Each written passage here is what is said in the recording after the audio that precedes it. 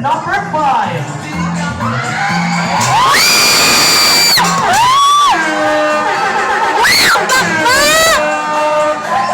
Ang pakpak! Ang pakpak nga!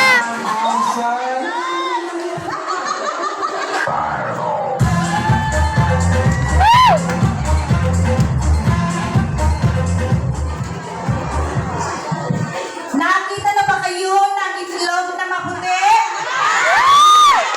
Itlog ng manok yun.